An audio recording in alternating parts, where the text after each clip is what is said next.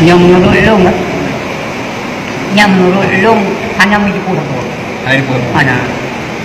Kuat bawa sahabat, begitulah juga Rasulullah dalam rumah. Oh sahabat long yang kuat. Hanya kita yang lagi. Tiba yang jadi. Dulu bangkit Rasulullah dalam kubur, sahabat kuat kita yang.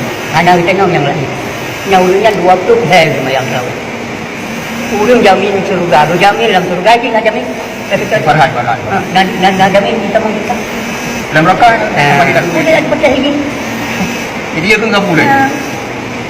Sayyidina Umar, Abu Bakar, Utsman, Ali, waktu bebo nak ada semua. Begitunya no jual lah.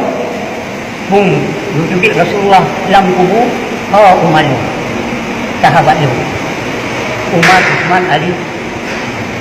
Nyanyi lagi, tujuannya baru lagi. Tiba ini mana gitu. Kayak pegang haji tawil lepas. Kita cek bangai. Ini apa tu orang? Cek bangai. Tuan ni kalau. Pegang haji jarang ni ngabung di. Oh, dalam. Dalam kan belum ada pihak pun tidak baru dia bubuh bagi itu. Kenapa Quran dan noh dapat. Dia pegang haji ngabung dia nak gapai maju lepas tu. Jadi dia baru lah. Nyo ulung buat Quran hanya dia buat macam mana nak buat Quran. Ya macam bulan lagi itu kan kita. Bulan Ramadhan lepas rakaat ni bulan ini. Pegang Nabi kubur lepas. Ada yang wajah ulung yang cacaganya anak itu rumah doktor Ali meringkai Umar Sahabat. ayah rumah alian Abu Bakar ayah rumah dua kubur Ini kan lepas. ini hanya mencoy Lumayan lagi dalam dia berkata.